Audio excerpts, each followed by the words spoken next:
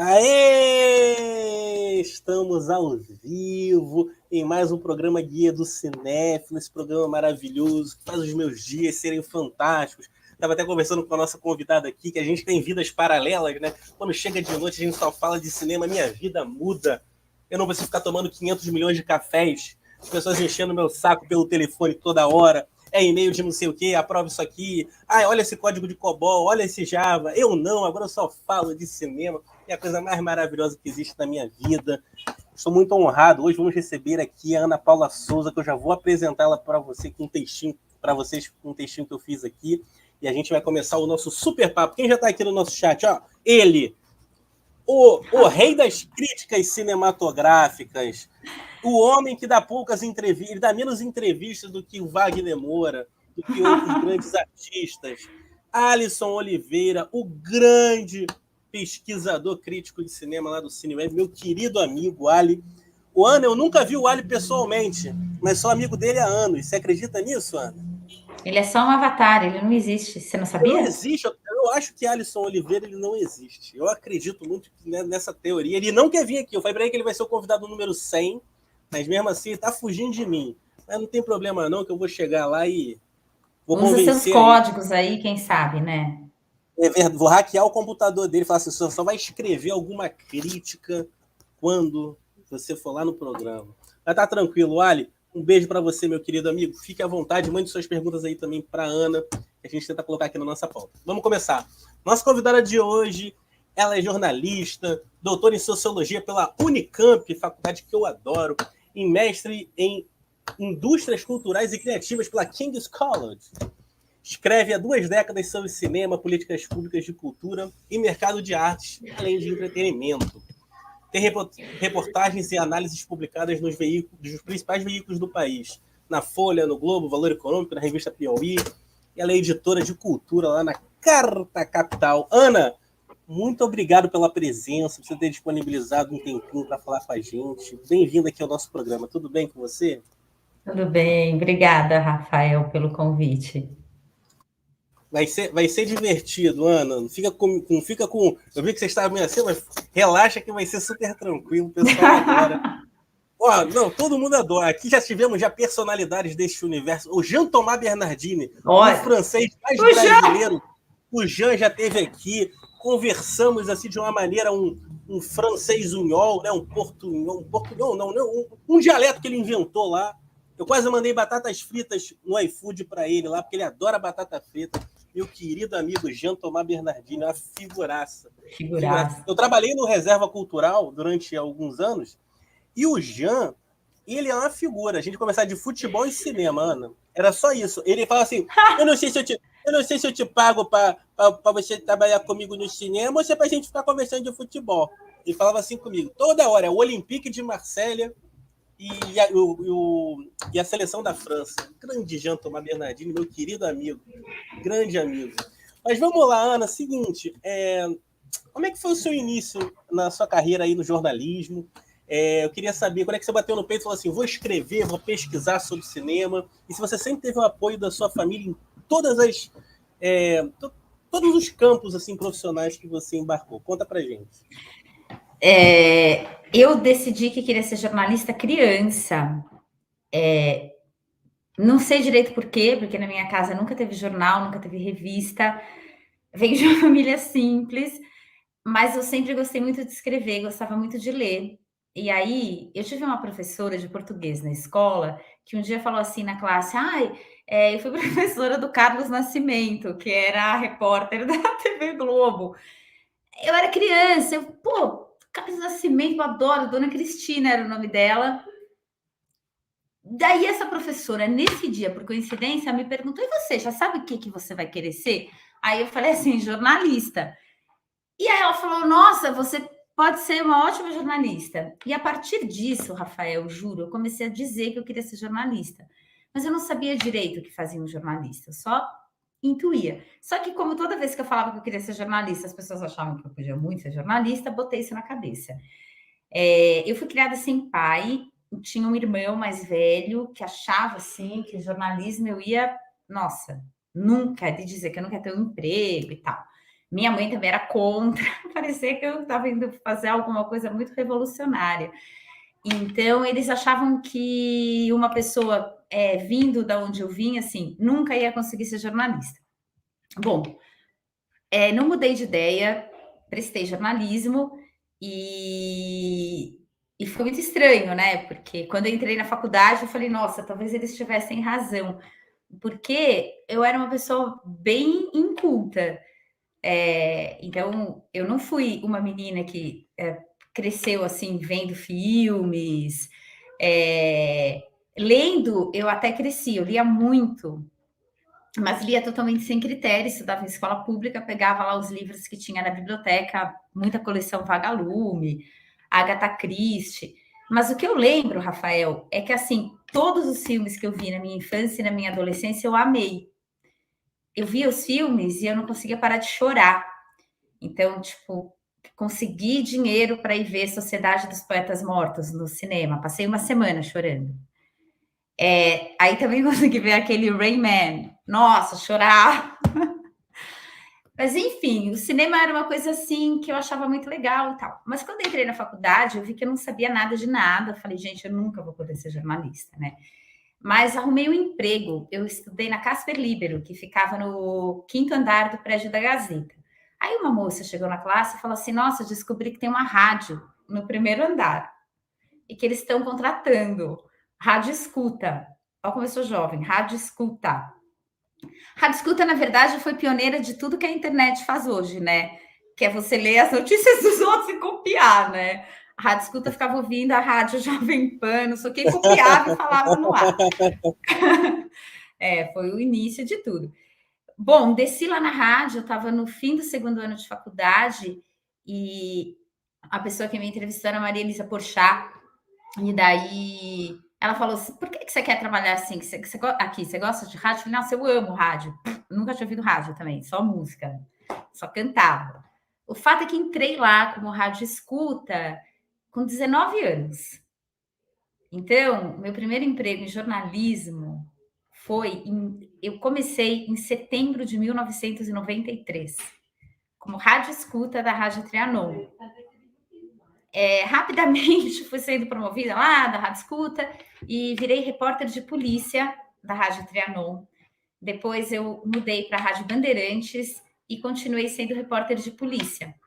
Então eu fui durante 7 anos repórter de polícia para valer. Até hoje tem uns delegados que eu conheço. De tão intensa lá, que era a relação com as fontes e tal. Só que aí, nesse período de faculdade, conforme eu fui tendo um salário, e era uma época em que o jornalismo acho que pagava melhor, assim, hoje quando eu penso que eu consegui ali tão no comecinho da carreira, e aí eu comecei a ter dinheiro para ir ao cinema, e a conhecer pessoas que falavam de cinema. Eu lembro de um amigo da Rádio Trianon que falou: você tem que ver Pulp Fiction. E a gente viu ali no Cine Gazeta. E aquilo foi me apaixonando, assim, de uma maneira absurda. E aí eu basicamente lia livros e via filmes e era repórter de polícia. Só que chegou uma hora que eu decidi que eu não queria mais ser repórter de polícia, que eu queria muito trabalhar com jornalismo cultural e tal. Teve um caso meio tétrico falar disso, mas teve um assassino, pessoal, repórter de polícia, desculpa, né? Teve um assassinato, né, no Shopping Morumbi, um crime, lembra? Você lembra? Sabe? Teve um, é horrível. Uma pessoa maluca entrou numa sessão de cinema no Shopping Morumbi, na Zona Sul de São Paulo, e começou a atirar. E eu era repórter de polícia. E morava do lado do Shopping Morumbi, então acordo com a notícia, bom, tem que ir para a delegacia. Naquele dia, juro, pode parecer história, mas não é. Eu falei assim, eu não quero mais ser repórter de polícia. E aí eu comecei numa luta para tentar virar repórter de cultura. Só que assim, alguém vindo do lugar de onde eu vim e sendo repórter de polícia de rádio, não vai conseguir virar jornalista de cultura. Ninguém me respondia, não rolou. E eu tinha uma amiga que trabalhava no jornal de publicidade, que era o Meio e Mensagem. E aí foi a passagem que eu consegui. Então, para começar a escrever, porque é diferente, né? Escrever para jornal.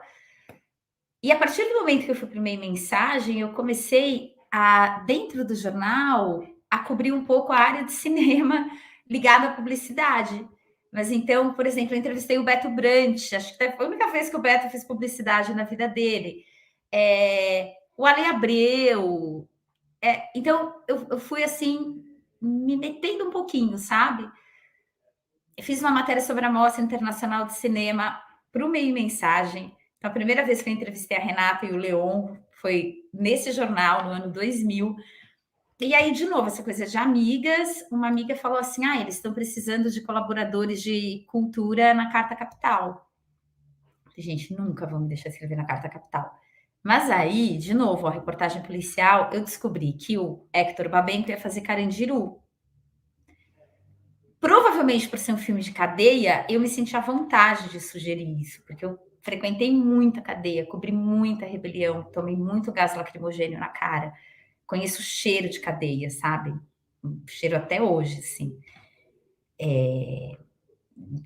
Muito mesmo, assim. Anos 90, era o auge das rebeliões nas delegacias em São Paulo, elas tinham muitos presos. Daí sugeri um perfil do Babenco para ele ficar. O Alisson comentando, assim, você me constrange. Eu falei, vou sugerir. Bom, os caras toparam. Bob Fernandes, que, nossa, para mim, né? Como se fosse muito fácil conseguir uma entrevista com o Hector Babenco, né? Eu só não, só não fiz esse cálculo, né? Que eu nunca ia conseguir falar com ele. Mas repórter de polícia é repórter de polícia. Enchi tanto o saco desse homem, não sei o que eu falei para ele, que ele me recebeu. E foi a primeira vez que o Babenco falou sobre Carandiru profundamente. E aí eu fiz um fila para a carta, que veja, eu levei umas 2 semanas para escrever. Eu dizia, eu não tenho a menor condição de escrever um texto para a Carta Capital. Gente, eu não tenho a menor condição de escrever um perfil. Bom, eu pegava livros da minha biblioteca, de escritores, assim, para ver se eu lendo aquelas pessoas, eu aprendia a escrever, se eu ia conseguir escrever. O fato é que fiz o perfil, eles adoraram, e a partir dali eu virei colaboradora da Carta, justamente no ano 2000, e aí agora eu não vou, porque eles faltam 20 anos ainda, né? É isso, o começo é esse. Acho que eu respondi. Pô, show de bola, bacana a sua trajetória, Ana. Eu sei muito bem como é que é essa questão do não acreditam na gente, a gente tem que lutar, não respondem os e-mails. É uma luta, mas é aquele negócio, quando a gente quer realmente alguma coisa também lá de cima, assim, ver os astros, ver a energia positiva. Você também provavelmente conheceu várias pessoas muito bacanas durante esse processo e depois também. Isso tudo é muito importante, né, para a gente transformar a nossa vida como um todo. Você falou que você lia Agatha Christie, eu também, eu sou um grande leitor de Jorge Simenon, com o Inspetor Maigret, e a Agatha Christie com Poirot, e mais o Poirot do que os outros personagens, né? Já foi até filme com Albert Finney e David Suchet, entre outros atores que também já interpretaram. O Kenneth Branagh também agora, né? Recentemente também interpretou o Poirot. Mas muito bacana a sua história, Ana. Poxa, eu gostei mesmo assim, de saber seu início. E, poxa, valeu a pena. Valeu a pena. Quando eu falei que eu ia te entrevistar, muita gente falou, caramba, a Ana é maravilhosa, leio os textos dela. Então, assim, sabe que você tem vários fãs. Eu falo que vários jornalistas ligados a cinema, ou que estudam as políticas públicas ligadas a cinema, críticos de cinema, eles são celebridades para aquele grupo de pessoas que está sempre lendo, né? Eu falo aqui sempre que o Celso Sabatini é a grande celebridade da crítica de cinema. Uhum. Ele, quando ia lá no programa do Rony Von, o Celso Sabatini dá autógrafo. Ele vai na Mostra de São Paulo e dá autógrafo. Então, assim, acaba sendo um reconhecimento pelo trabalho, né? Isso é muito bacana, é muito bom sentir esse calor humano, né? O Rubens Evaldo Filho também, né? Quantas pessoas já foram falar com o Rubens, Nossa. né? Pô, e ele é um amor de pessoa, foi um cara que realmente, poxa, vai deixar saudade, porque é um amor de pessoa, né? Não vi uma pessoa falando mal de Rubens, sempre tratando com muito carinho, né? Desde aquele primeiro Com blogueiro certeza. até assim, o pessoal mais badalado do cinema. Mas seguinte, Ana, vamos passar aqui um pouco para a sua área. essa área bem interessante de pesquisa aí sobre essas políticas. Eu quero também muito saber, eu quero que você me dê um pouco uma aula também, para eu poder também refletir bastante. Eu reflito bastante lendo os livros de Marcelo Iqueda, meu querido amigo, que é aqui da Zona Meu Oeste do chapa Rio de Janeiro. também. Made in Campo Grande, ele agora está lá no Ceará, mas ele é aqui de Campo Grande, aqui da Zona Oeste do Rio. Trocamos bastante, eu e Marcelo Iqueda. Ele é esse cara é sensacional, um amor de pessoa e um cara com uma visão assim fantástica, né? Fantástica. Já esteve aqui com a gente também, deu uma grande aula sobre cinema. Mas então, Ana, você publicou recentemente um artigo sobre a questão do conteúdo brasileiro, né? E a procura dos streamings, principalmente pelos conteúdos produzidos aqui, né? Você até lembrou que tempos atrás as empresas estrangeiras de entretenimento afirmavam estar sendo obrigadas a exibir filmes e séries que ninguém queria ver, aquela coisa toda. Eu queria saber de você uma coisa. O público que consome, na sua opinião, o público que consome filmes e séries mudou muito de 10 anos para cá? Provavelmente, né? Porque. Então, eu falei provavelmente, mas já fiquei na dúvida, né? Não sei se ele se mudou o público, né? Ou se mudou o acesso, né? Talvez a própria produção mude o público, né? A produção também muda o hábito do público. O que eu consigo dizer é que a forma de consumo mudou muito. Não mudou bastante. Mudou bastante mesmo. Então, aí eu acho que isso também vai mudando os próprios hábitos, né? E aí você vê que realmente hoje muita gente prefere ver série a ver filme. E o lugar do cinema nessa cadeia do audiovisual, ele mudou, né? O lugar da sala de exibição. Ainda é um lugar importante, mas ele não é importante, talvez, para todos os filmes. E eu acho que a gente está tendo um volume tão grande de produção nesse momento, que ontem, num debate que eu estava mediando no Festival de Brasília, Maíra Lucas, da Glass, falou sobre esse boom de produção, que eles estão trabalhando que nem loucos e tal. Aí eu falei assim, nossa, isso está me fazendo lembrar os relatos que eu ouvia da era do vídeo. Quando o videocassete começou, você também teve uma explosão. O videocassete foi uma revolução. Ele foi a revolução do cinema em casa. Isso mudou o tipo de filme que era produzido.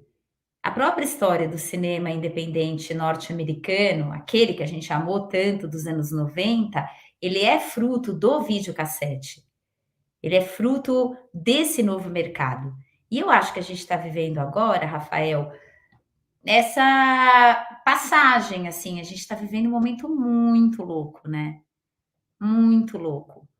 Então, é uma revolução. Então, acho que daqui a algum tempo a gente vai saber o que isso tudo fez com o público, né? Se o público mudou. Nesse momento, eu não me sinto totalmente capaz, assim. O que eu falo, sem medo de errar, em relação aos últimos 10 anos, é que houve, sim, uma maior aproximação do público com o produto brasileiro. Então, exatamente há 10 anos foi aprovada a lei da TV Paga, a lei 12.485. Lá vou começar eu com as leis, tá vendo? Repórter de polícia, ficou vendo muito inquérito. Pode falar. Nunca me recuperei. Quando essa lei foi aprovada, não havia conteúdo brasileiro na televisão por assinatura. Mesmo. Não tinha, era muito, muito pequeno. Hoje, você tem muito conteúdo brasileiro. E a gente sabe que não é mais só por causa da cota.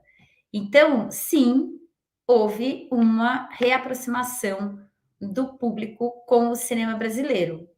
Talvez seja uma aproximação e uma relação como a gente nunca teve na história. Porque a gente teve muito público nos anos 70. Tudo bem, tinha o market share, que foi super alto, né? Chegou a ter 30% de participação de mercado, mas foi muito excepcional. Aí também eu acho às vezes que se idealiza um pouco, né? A boca do lixo, ai, as pessoas iam ver, sim, mas era um tipo de produção.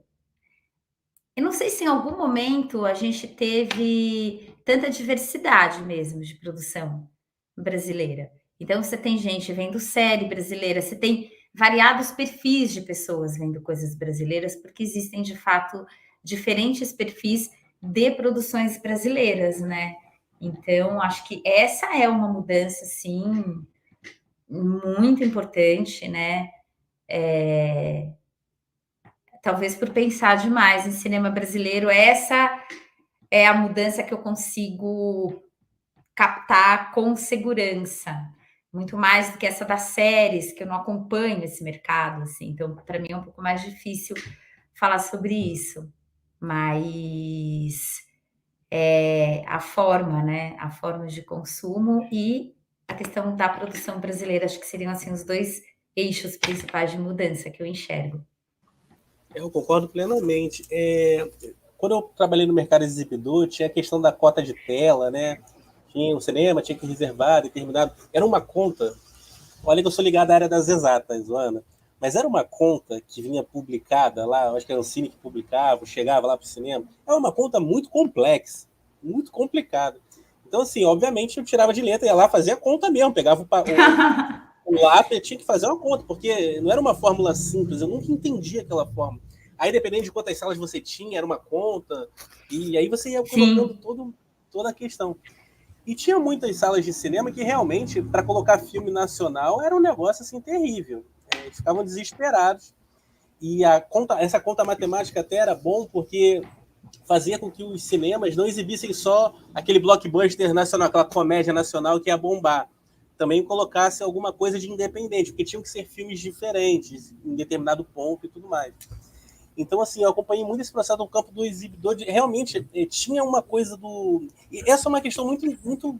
Eu sempre fico refletindo. Porque eu ainda acredito que o público brasileiro, de maneira geral, ainda tem um preconceito sobre a produção que é feita aqui. Eu tenho isso e eu fui prova disso quando eu trabalhava lá nos cinemas e o pessoal fala, é filme brasileiro? Quero ver, não. E aí você tinha que fazer aquele papel de formiguinha, de olha, a história é essa, poxa, vamos incentivar o cinema. A pessoa entrava e gostava, né? Então, é muito complicado, né, nesse sentido. Mas que bom que as produções nacionais estão começando aí a avançar, com essa chegada dos streamings e tudo mais. E vamos ver aí se as coisas se ajeitam de alguma é. forma, né? Se Acho ajeitam de só que alguma a gente não pode esquecer que a produção para as plataformas, ela é uma produção das plataformas. Então, na Sim, verdade, tem esse boom, mas esse boom é para clientes, né? Que perfeito. são a Netflix, o Globoplay, HBO, a Amazon, eles são clientes, né? Então, eles têm a palavra final, são eles que estão pagando, e a única coisa que pode reverter não, mas que pode se somar a esse cenário é você tendo políticas públicas que levem as plataformas a investir também na produção independente, porque aí sim você Sim. vai ter as obras que os produtores querem fazer, a ideia deles e eles com a palavra final. Nesse momento, toda essa produção é uma produção com a cara da Netflix, né? Não estou nem É, entrando aqui no mérito, é que na verdade ela né? São eles que pagam, eles contratam. O produtor brasileiro, nesse momento, não tem a força de vender a sua ideia, porque para isso a gente precisa de uma regulação mesmo, precisa de política pública e de regulação. sim, e falando assim, já até nesse sentido, é uma grande avenida sem sinais, né?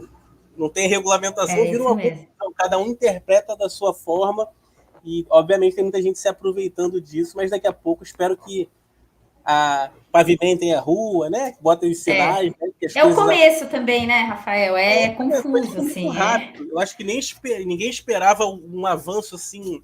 nem eles, né? Nem as Nem eles, plataformas. ninguém. Então tá todo mundo se adaptando, mas para ninguém sair perdendo desde agora, né? Como já está um pouco já consolidado isso, já se mostrou como uma força, né? Tomara que os sinais e a pavimentação dessa avenida seja logo colocado. Vamos torcer, vamos torcer. Seguinte, ô Ana, eu sempre leio, escuto, converso com meus amigos sobre essas produções de cinema e sobre as produções de cinema aqui do Brasil, né? E sobre as inúmeras crises barra conflitos na relação entre quem faz cinema aqui no Brasil e o governo federal, né? Este governo federal que está aí.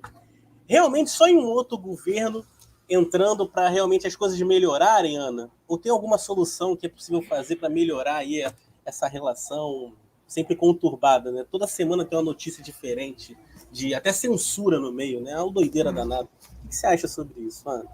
Vamos lá. A minha opinião sobre isso, assim, como a gente está aqui numa conversa, num ambiente de todas as pessoas são favoráveis ao cinema brasileiro e contra o governo Bolsonaro, então é um ambiente no qual eu me sinto segura para falar o que realmente eu penso sobre isso, e nem sempre é possível escrever claramente sobre isso, porque é um pouco delicado. Então, você vai escrever um artigo para a Folha, tem um tamanho, vai ter que ter um título, então eu sempre tenho muito medo de ser mal interpretada.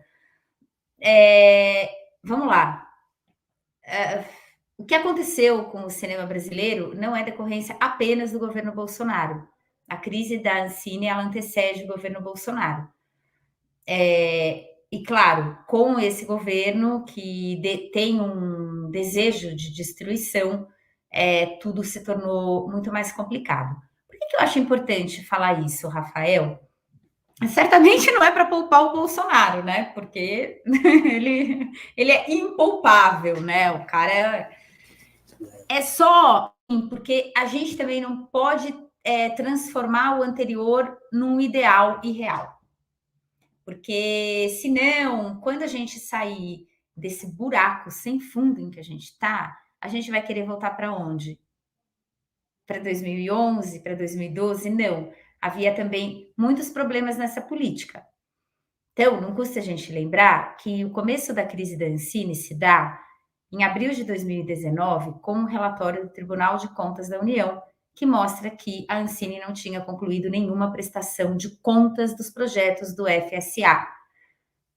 Eu não gosto da simplificação dessa história. Isso é uma coisa que me incomoda bastante. Porque eu acho que ela não ajuda a gente a crescer. E é muito difícil falar sobre isso, porque, de novo, né, fica parecendo que não, o Bolsonaro não fez nada. Pô, ele fez pra caramba, mas então, a Ancine não ficou com um diretor só por causa do Bolsonaro. Teve um diretor que foi afastado, gente, por problema de corrupção. A outra diretora tinha saído em janeiro, não tinha nem Bolsonaro, assim, foi um caos muito grande. Então, eu já até esqueci a sua pergunta, porque eu fico meio tensa para falar desse assunto. Pode desenvolver como quiser, tranquilo. Sempre dá um receio de ser mal interpretada, porque a gente só consegue estar produzindo hoje para as plataformas do jeito que estamos, porque nós tivemos políticas públicas. Foi a Lei 12.485 que preparou as produtoras brasileiras para poderem surfar nessa onda das plataformas. Então, a gente não deve confundir a crítica a aspectos da política pública com a crítica à existência da política pública. Então, se a gente estiver aqui conversando a partir de um princípio que é acreditamos no incentivo à produção brasileira, acreditamos na política pública, acreditamos no cinema brasileiro, a partir disso, eu acho que assim, havia coisas na Ancine que precisavam ser mudadas, né? Mas você falou da retomada. Por que eu fiz esse preâmbulo? Porque, na verdade, Rafael, na semana passada foram anunciados os novos editais do Fundo Setorial do Audiovisual. Com esse governo, realmente, a gente só vai ter certeza quando o dinheiro for liberado, porque, né, pode vir um louco lá e travar tudo de novo, não sei. Só que é verdade que havia um problema no Fundo Setorial do Audiovisual, não é mentira.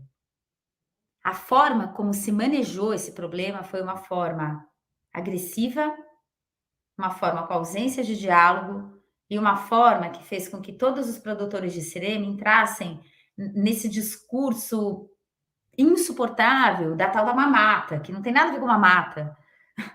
Tem a ver com outra coisa, com dificuldades que é você criar uma política desse tamanho e a política precisa de ajustes. Mas é verdade que o Fundo Setorial do Audiovisual tinha um problema. É verdade que em 2018 se lançaram uma série de linhas automáticas e que não havia estrutura na Ancine para dar vazão a essas linhas. Então, o que a gente tem nesse momento é uma gradual retomada, sim, da política da Ancine. há alguns projetos sendo liberados e há novos editais sendo colocados na rua depois de 3 anos. Mas a gente vive um momento político em que também é difícil acreditar nas notícias boas, então isso tudo fica muito diluído, é como se isso não tivesse acontecido, mas isso aconteceu. Vão ser lançados os editais esse mês, vão ser formadas comissões. Eu não sei como vão ser essas comissões, mas assim, sabe, tem outra coisa muito louca que aconteceu na Agência Nacional de Cinema. Hoje nós temos 3 diretores na agência que são funcionários de carreira da Ancine. São pessoas que têm conhecimento do mercado audiovisual há 20 anos. A Ancine conseguiu não ter diretores efetivos que sejam enviados do bolsonarismo. Todos os diretores substitutos que foram lá e eram bolsonaristas, extremamente incompetentes, como sempre, não foram efetivados. Então, Rafael, eu, né, nesse assunto, eu sou um pouco contra a corrente. Assim, eu não acho que tá bom, não, porque parou tudo, porque foi uma violência, porque os produtores estão atrás de nota fiscal, digitalizando coisas. O que essas pessoas viveram é um pesadelo, e o Estado não tem o direito de fazer isso com essas pessoas. Eu não estou desconsiderando isso. Fico tentando, assim. Não, tá perfeito. E eu acho que é importante o pessoal saber também que faz parte do jornalismo, né, Ana? Tá certo, tem que ir lá, apurar e a gente debater, refletir para ver se a gente consegue melhorar, ué. Tem uma característica do jornalismo que eu continuo seguindo, apesar da idade, do tempo, mas que é realmente tentar ouvir todos os lados, assim. Só que, infelizmente, o governo não fala, né? Então não tem como ouvir, só dá para ver o post do Instagram. Governo via rede social. Mas eu gosto de tentar entender as coisas. E assim, Rafael, eu tinha feito uma tese de doutorado que eu defendi em 2018. E alguns absurdos, alguns problemas da política, eles estavam na minha tese já. Eu não tive coragem nem de escrever na conclusão. Porque era ano de eleição, sabe? Eu não tinha força. Mas o fundo setorial, da forma como ele vinha sendo conduzido, ele era insustentável. Realmente era. Sim, então bacana, é importante o pessoal poder refletir e também pesquisar isso, todas essas etapas aí, que realmente é um assunto complexo pra caramba, né? É um assunto que realmente precisa de um grande estudo e que bacana, Ana, que você trouxe à luz aí todas essas questões que é importante a gente refletir sempre. Show de bola. Deixa eu mandar um beijo aqui para minha namorada Rafa, tá aqui. Rafinha, beijo. É Rafael e Rafaela, Ana. Aqui, ó, Sim! quase uma dupla sertaneja. Aí, se tiver filho, já vira Rafinha, né? Já vi, vai ser Rafael Júnior. Ana, seguinte. Vamos agora para assuntos mais tranquilos. Agora é uma opinião mesmo como jornalista e também como espectador. É bem tranquilo agora. Menos uma das perguntas aqui, que talvez seja a mais tensa de todas, mas eu tenho certeza que você vai responder muito bem essa pergunta também, mas é mais para frente. Não vou. Seguinte, Ana, olha só. Você acha que os críticos de cinema, com suas notas, textos, estrelinha, bolinha, bonequinho, eles realmente influenciam a ida ou não do espectador para ver um filme no cinema ou agora também nos streams? O que você acha? Acho que alguns espectadores, né? Eu acho que os grandes filmes não, porque o interesse das pessoas independe, né, da avaliação do crítico. Acho que uma avaliação de um crítico pode estimular alguém a ver um filme que passaria despercebido pela pessoa. Mas a gente sabe que essa influência é cada vez menor, né? Às vezes a opinião do amigo, o burburinho nas redes sociais, ele é muito mais estimulante. Eu acho que a crítica ela é efetiva hoje realmente para um público muito restrito, para um público de nicho, né? Até porque quem lê crítica, né? Eu leio. Assim, mas os jovens, quem tem menos, sabe, quem tem 20 e poucos anos, eles veem vídeo, né? Hoje tem aquele conteúdo mais raso, né? Os Instagrammers, né? Os YouTubers, né? Eu não acompanho por uma questão etária mesmo, né? Tem um Mas consumo eu tenho um rápido ali da. sobrinho que é cinéfilo e amava tal cinema. E aí eu perguntei o que, que ele lia de crítica. Ele falou: não, tia, eu vejo mesmo. Então ele vê vídeo. Bacana, é um novo mundo aí para as É. informações. Ô, Ana, seguinte, a gente sabe que o lucro das salas de cinema vem do milho, né? O milho é muito barato e os cinemas Uhum. colocam aqueles preços exorbitantes naqueles combinhos que muitas vezes são bem mais caros que o próprio bilhete do ingresso. E eu queria saber de você, Ana. No Brasil é muito caro ir no cinema hoje, Ana? Gente, no Brasil de hoje tudo é caro, né? Assim, e é o supermercado, é caro. Eu acho que eu ouvi exibidor demais na minha vida. E eu entendo que o preço do ingresso, ele é o preço de fazer esse negócio fechar. Porque às vezes fica parecendo que o exibidor poderia cobrar muito menos e o negócio dele fecharia. Se ele não é tão simples assim, né? Eu acho que o cinema é caro no mundo todo. Eu morei em Londres um ano fazendo um mestrado, era super caro o cinema também, né? É um programa caro, é um programa Eu caro e tenho. restritivo, né? Você Não, com acha certeza. caro o ingresso? Ou você acha que o Eu, problema é do eu Brasil? acho caro, eu acho muito caro, e eu acho que a justificativa de ser caro é onde eu entro com a matemática, né? E Porque como eu aí? trabalhei em cinema há muito tempo, eu tenho, assim, já tive, eu fiz uma conta, eu tenho um livro que em breve ser, quem sabe um dia vai ser divulgado, vai ser publicado, que é a É. conta de uma sessão de cinema numa sala assim média. Quanto é que custa uma uma sessão de cinema, né? Eu acho que é uma conta que pouca Tá. gente faz, né? Levando em consideração a luz, ar-condicionado, Sim. a lâmpada do projetor, que é Que o é grande. cara. Mas tem uma, tem uma questão aí. Tem uma questão na lâmpada do projetor Hum. que foi um processo de estudo de muito tempo, entendeu? Porque você me fala, não, a lâmpada é muito cara. Tudo bem, a lâmpada é cara, mas quanto tempo ela dura? Né? Quanto Quero tempo ela saber. dura? Então, eu quero saber de uma sessão, assim, sessão de 5 horas, de 5 às 7. Quanto é que custou aquela sessão, né? Então, Uhum. assim, chegando numa matemática e tudo mais, obviamente tem a estrutura e tal, tem alguns. Hum. Eu acho que poderia Tem ser mais também, né, barato. Rafael, a sala vazia, né? Durante a semana, porque Mas aí cinema. eu acho que é incompetência da programação, Ana. Se você tem uma sala vazia, é porque aí Mas também é uma quem outra pode ir ao coisa. cinema durante a semana? Existe público. Olha só, lá no Joia, por exemplo, tinha sessão 10h30 da manhã. Tinha Tá? gente. Eu marcava porque eu sabia que tinha público naquele horário. Se o cinema tá vendo que não vai ter sessão, não vai ter público, os filmes são diferentes. O programador, hoje em dia, minha modesta opinião, tem muito programador do Sapatênis Excel, né? Falta mais o pessoal do Ah, All é. Star e camisa É verdade. cinéfilo, Não, isso né? você tem toda a razão, né? Os Então, assim, programadores, assim, são de é, uma eles preguiça, são, né?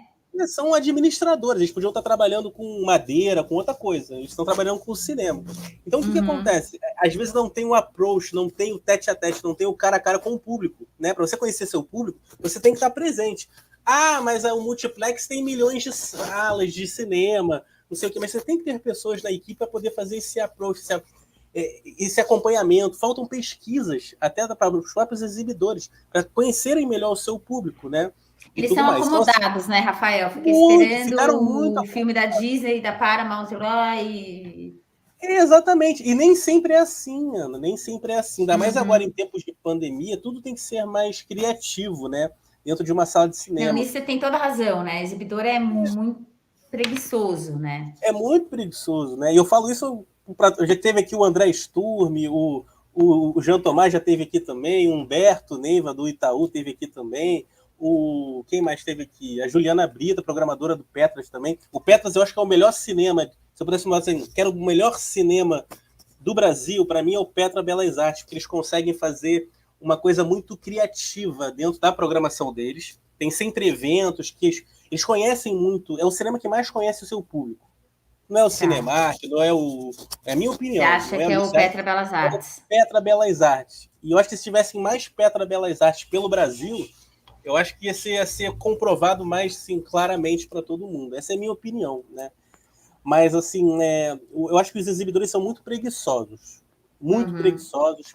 e eles precisam, assim, tipo, entender melhor o seu público. Então, assim, mas não tem gente na sala. É incompetência da programação, é incompetência de alguma forma. Eu acredito Tá. nisso. Eu acredito, essa é a minha visão. Essa é a minha Legal, visão. interessante. Eu no cinema que eu programei, não teve uma sessão com sessão vazia. Não é porque eu era muito competente, é porque eu conhecia o público. Uhum. Eu conhecia o público, eu nunca zerei uma sessão. Pelo menos não que eu tenha feito a Porque assim, né, o grosso do circuito, né, Rafa, já tô te chamando de Rafa, hein? Ele é muito dominado assim por uma estrutura que na verdade ela não está interessada em promover o cinema, né? Ela está interessada em fechar aquela conta dessa indústria que na verdade Exatamente. depende desses poucos títulos, né? Porque se faz um monte de filmes e a Tuna falando. Ah, que amor. Tuna querida, beijo, tudo. Eu não estou assim muito acostumada a essa interação ao vivo, fico meio com vergonha. Perdi tudo, tá vendo? Ficou com vergonha. São amigos queridos aqui, ó, pessoas que conhecemos em comum. Grande Tuna do EC, querida atriz de cinema, uma grande cinéfila. Um beijo pra Nossa, você. Tuna é super. Tuna é fera, né? Mas a gente tá falando que os exibidores são preguiçosos, que eles partem do princípio que é um Porque tem negócio, aquela. né? O que eu Tem ia que dar lembrar, eu lucro. adoro esse número, mas eu sempre esqueço o número, mas é uma coisa assim: 80% da arrecadação fica concentrada em 10 títulos. Então, eles vivem desses 10 títulos e pronto, né? Não, exatamente, exatamente. É muito complexo, é muito complexo. Mas eu acho que eu já falei, eu já briguei tanto com o mercado exibidor, mas é complicado pra caramba. Mas mesmo assim, alguns ainda me ligam perguntando se eu quero sair da aposentadoria. Quem sabe algum dia ainda sair da minha aposentadoria e volto a ser programador? Quem sabe, quem sabe. Mas tem que ser um projeto muito bacana, tá? Já aviso logo, porque para eu poder ficar feliz. Olha só, Ana. Seguinte, não sei se você conhece esse filme, mas é só para contextualizar a pergunta, tá? O Cinderela Baiana, Ana Paula, é um dos marcos do nosso cinema. O filme é aclamado por sua ruindade, sua falta de técnica, beirando ao bizarro em 99,99999% do seu tempo. Mas eu queria saber de você, a sua opinião como espectadora, Ana. E para você, existe filme ruim? Ou cada filme chega de Nossa, forma existe! diferente para cada pessoa? Nossa! Não, porque como espectador e como pessoa, né? Eu acho que existe. E eu já fiz bastante curadoria também, né? Então, para mostras de cinema de São Paulo. E aí você recebe umas coisas assim que é meio desesperador. É porque eu acho que esses que ficam famosos pela ruindade, eles não são tão ruins. Porque tem aqueles que você nunca verá, porque eles não vão É passar em lugar verdade. nenhum, É assim. verdade, é verdade. Não consegue nem ser lançado, é Olha, verdade. eu já vi filme assim que eu não conseguia entender, juro, qual era o assunto. Na hora de escrever o relatório de curadoria, de não conseguir explicar, de não ter entendido o filme. Tem filme ruim, nossa, se tem filme ruim. Quando E eu eu era antes programador, via muito filme ruim e tudo bem.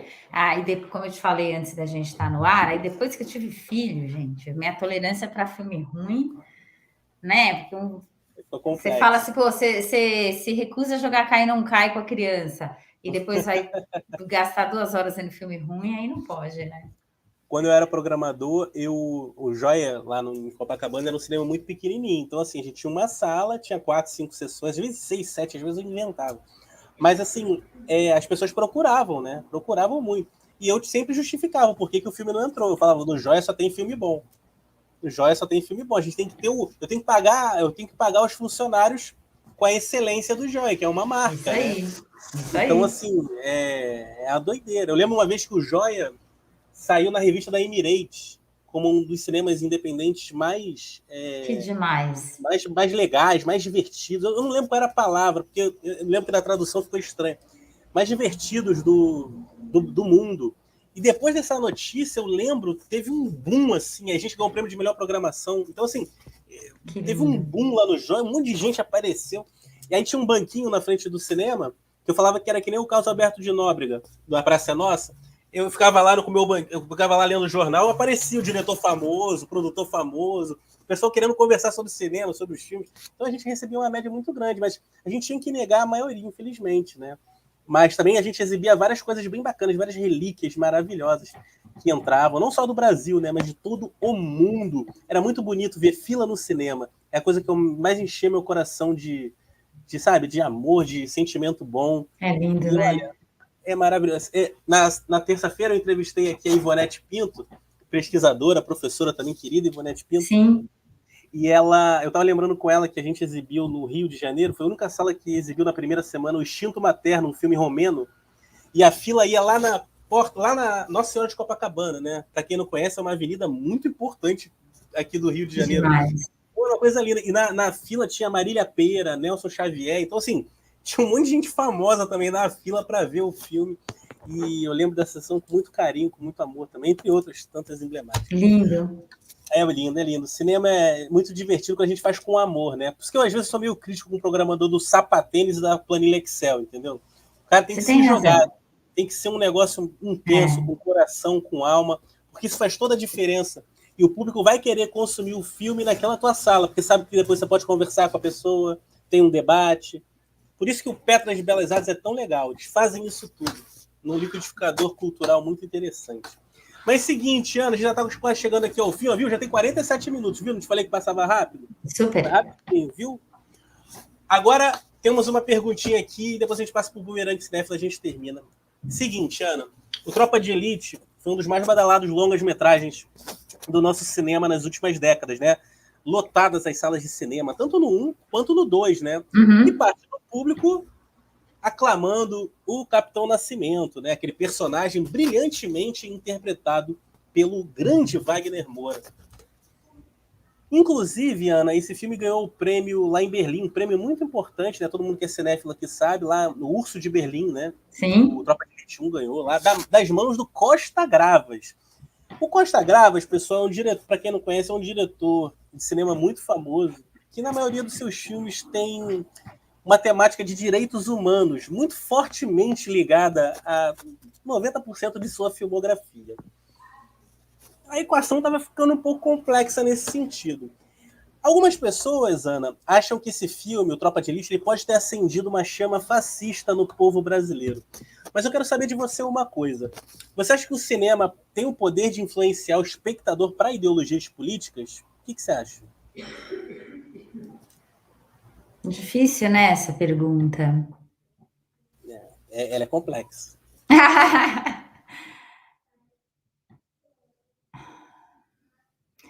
Eu acho que ela tende mais a ressaltar sentimentos pré-existentes. Acho que Marighella é um exemplo disso, né? As pessoas, falar em Wagner, as pessoas se emocionam com o filme pelo momento do país.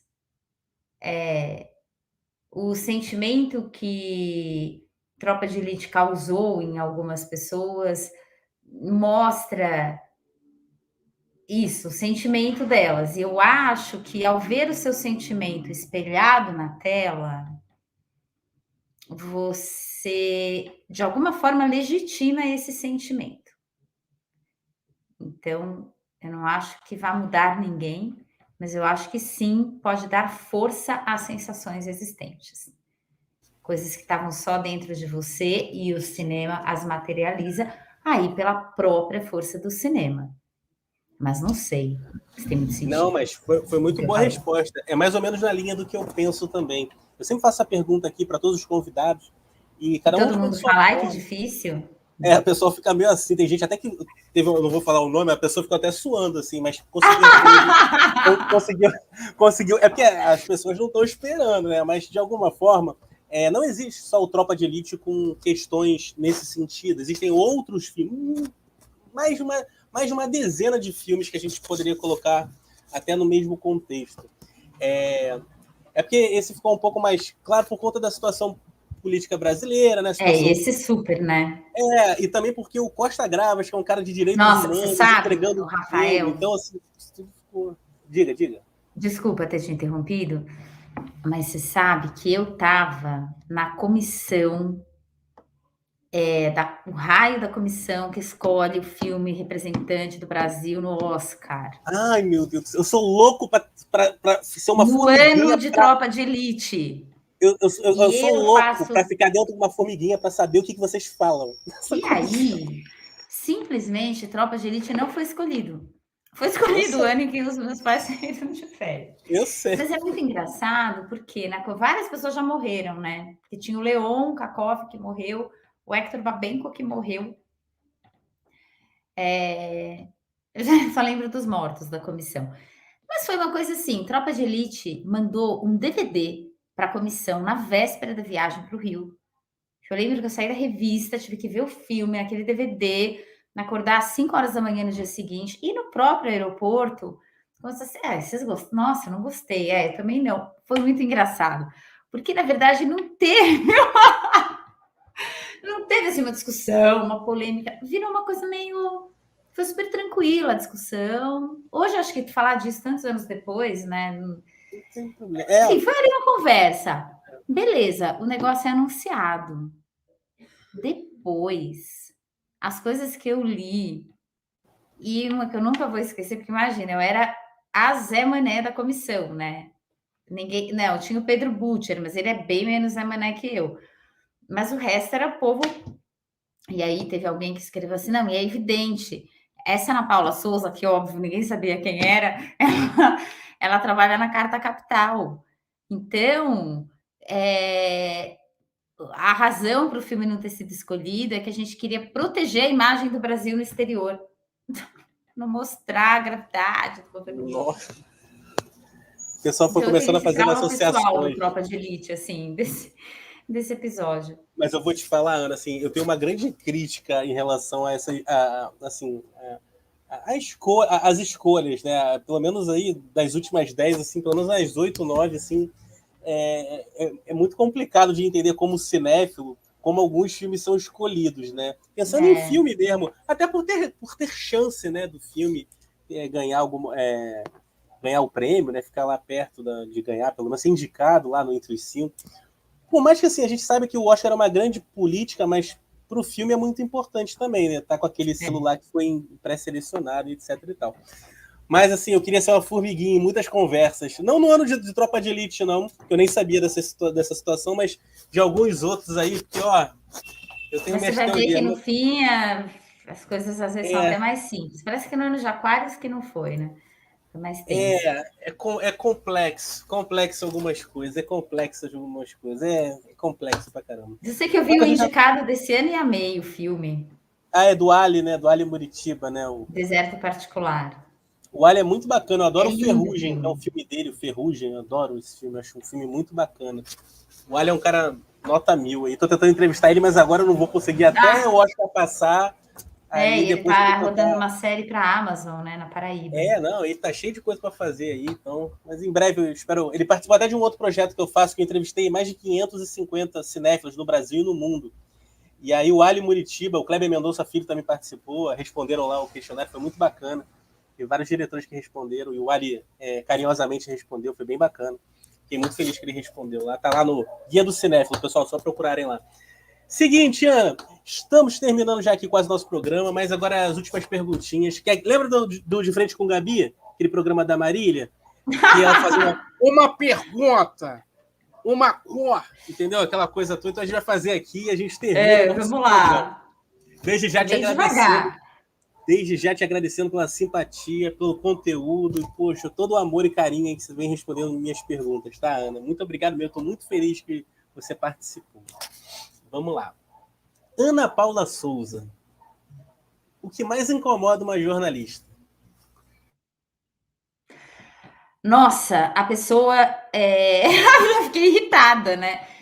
Mas assim, eu tô há muitos anos, né? E a pessoa vai dar uma resposta super longa, eu sei que é para ser rápida, mas não consegui. Não tem Mas problema, não tem problema. assim, tipo, depois de tantos anos, ainda tem que estar numa situação em que a pessoa me conhece há 20 anos e que eu acredito que ela possa confiar em mim e falar assim: ai, isso você não pode escrever, né? Nossa, eu fico puta. Porque é como se a pessoa até hoje não me conhecesse, sabe? Então, eu Sim, realmente fico irritada. é complexo, é complexo. Ana Paula Souza, indica um filme brasileiro assim que mora no seu coração. Hum, Um, o primeiro que você pensa, assim, que mora no seu coração. Aí você pode ir pela vertente de o primeiro que você viu e amou, o último que você viu e amou. Aí você que faz o seu caminho. tá. Eu vou falar de um filme, sim, me ocorre, que é Eles Não Usam Black Tie, do Leon Hirschman, que eu vi em DVD, quando teve um restauro da obra do Leon e veio uma caixinha. E eu já trabalhava com cinema, já era muito envolvida com o cinema brasileiro, e eu nunca tinha assistido aquele filme. E aí eu pensei, quando eu vi aquele filme, né, que era assim, por que que precisa ter política pública? Por que que precisa ter cinema no Brasil? Porque, cara, se a cada 15 anos sair Eles Não Usam Black Tie, já terá valido a pena. Toda essa puta confusão, todo esse FSA, prestação de contas, já terá valido a pena. Grande Leão, um filme Porque eu vi o filme emblemático. muito depois do filme ter sido feito, e ele me fez entender um momento histórico que eu não poderia entender sem ele. Que bacana, que bonita frase essa, gostei, caramba. Isso aí. Também penso isso sobre vários filmes que venho vendo aí ao longo dessa jornada cinéfila de quantos anos que eu vejo filme? Uns 29 anos que eu vejo filme, por aí. É seguinte, Ana. Ana Paula Souza, você já entrevistou muitas personalidades do cinema brasileiro, tanto da parte mais teórica, né, quanto dos realizadores e tal. Qual foi a pessoa mais gente boa, ou pelo menos a que você mais lembra? Foi muito divertida conversar com essa pessoa, que a entrevista foi sensacional. Ah, isso eu não consigo falar. Foram Fala tantas um, então. Fala um entre pessoas. um monte. Fala um entre um monte. Alguma coisa marcante você deve ter dentro de você, positiva, sabe? Te passou uma energia boa. Falou, caramba, que legal. Eu amo fazer entrevista. Eu Que saio bacana. feliz de quase todas as entrevistas e acho a pessoa o máximo. Tô aqui tentando do cinema brasileiro.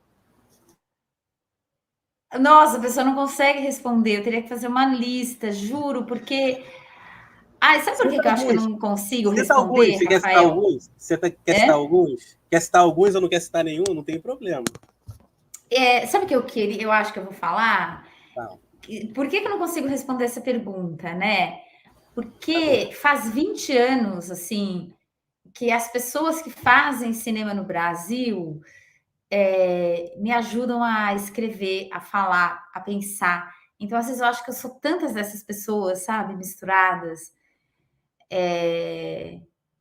Elas, eu sinto mesmo que várias delas já entregaram tanto para mim, confiam tanto, aprendi tanto. Então, eu poderia falar desde um cara como Rodrigo Saturnino Braga, quando ele era presidente da Sony Pictures, que fazia os filmes que faziam mais sucesso, Carandiru, Dois Filhos de Francisco.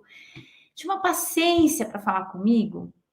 Então, nunca é só ego, nunca não, às vezes é só ego, mas várias vezes não é. Então, como eu aprendi com o Rodrigo, a política cinematográfica, sabe?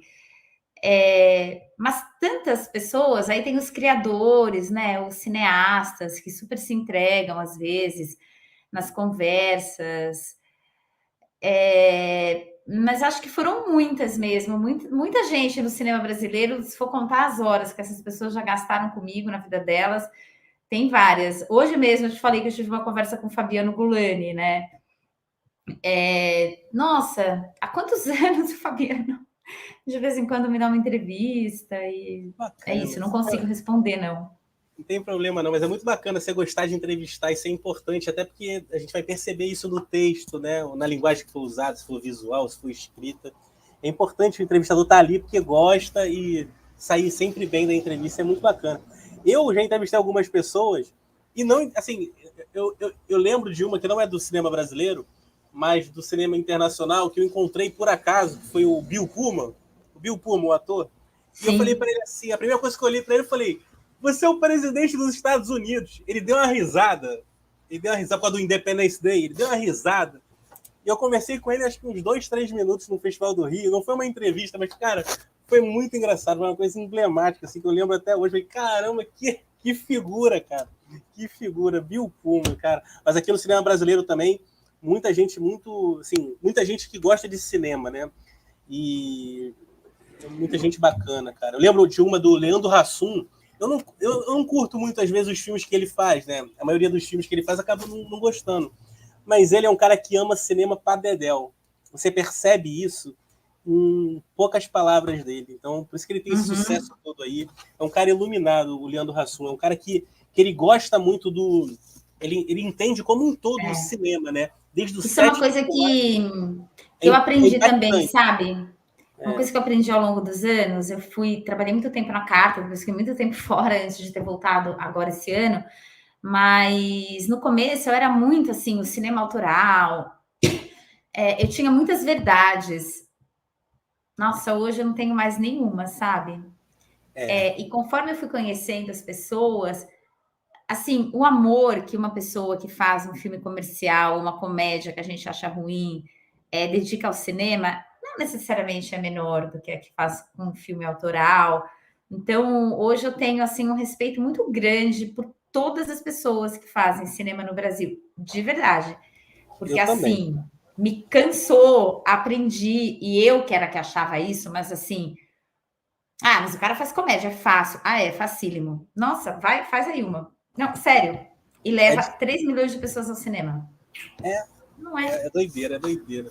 Pode Ana, não ser o que você goste, né? Mas não significa que é fácil eu fazer. sou bem sincero com isso, mas de qualquer forma, Eu você também percebe, não, assim, mas... você percebe, você conversa com a pessoa, você percebe que o cara entende tudo ali, que gosta de estar ali.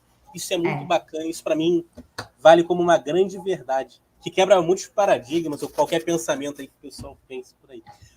Ô, Ana, e eu vou deixar aqui, para a gente encerrar, eu vou deixar um desafio para você. Um desafio para você, Ana. Quem sabe um dia você não entrevista o Nicolas Cage? Eu queria ver a Ana Paula Souza entrevistando o Nicolas Cage.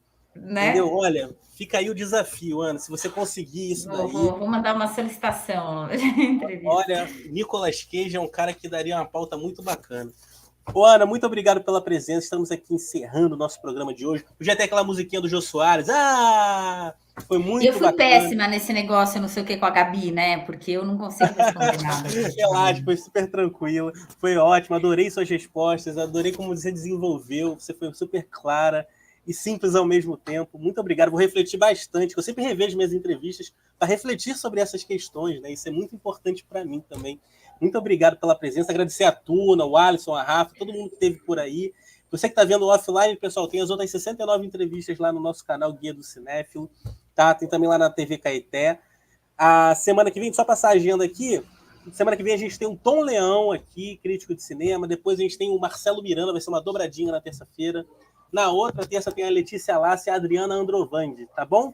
E aí a gente encerra o nosso ano de 2021. 2022 promete, tem muita coisa. Ana, um beijo para você, obrigado. Rafa, você é super simpático, foi uma delícia.